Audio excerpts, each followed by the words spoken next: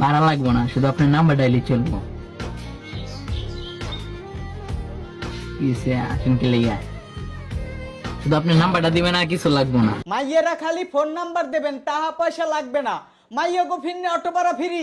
বিশ্বাস না হলে সাথে বোন লগে বোন বোন লগে সমস্যা কি বোন লগে বোন বোন লগে বই পান গেলে গে।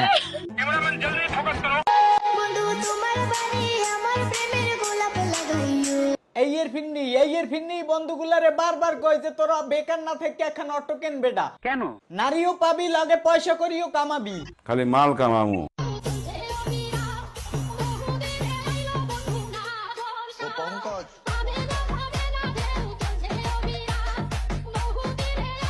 পাশে মাইয়ে পাইয়া এ মালে খারা টান দেওয়া শুরু করছে। হে এখন আর অটো ড্রাইভার নাই, হে হইয়ে গেছে পাইলট। সাব্বাস বেটা। যারা দেখো দেখবো তো বল নাই, আমার পোলাপান কম না এলাকা পিছতে।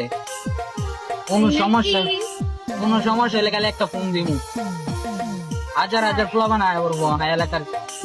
ওরে শোধন কথাটা হনছ, টেলিসামাদে ফোন দিলে হাজার হাজার পোলাপান আইয়ে পড়বি। টেলিসামাদের এত পাওয়ার করবো এলাকার।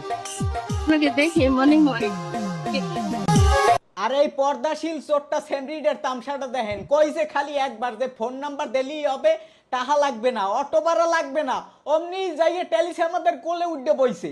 কি মানুষ রে বাবা। কেন রিলেশন করা যাবে না কেন? আমি আপনার সাথে ঘুরতেছি এটাই বেশি, এই থেকে বেশি কিছু আপনি কি চান? চিনেন না জানেন না, হুট করে আপনি খেয়েছেন, তো এরকম অন্য মেয়েদের সাথেও হয়তো করছেন। একটা বার চিন্তা হরে রুহুল আমিন জীবনে একখান অটো না কিনা কত বড় আবলামি হরছি, কতফর আহাম্বগের মতো কামড়া হরছি একখান অটো না কিনা।